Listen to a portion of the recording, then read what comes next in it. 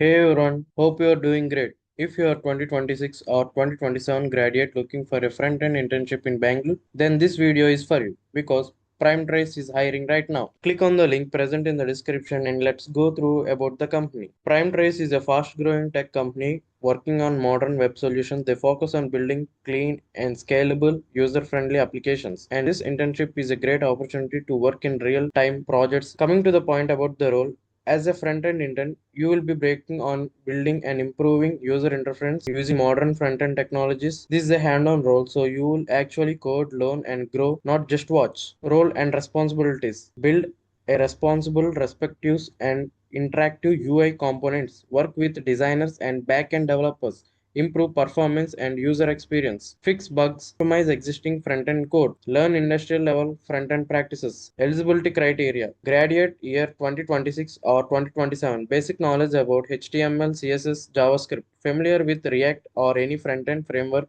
is a plus. Passion to learn and build real products. It's a great choice to be into it. So if you're looking for a front-end learn and you want a real industry explore, don't miss this opportunity.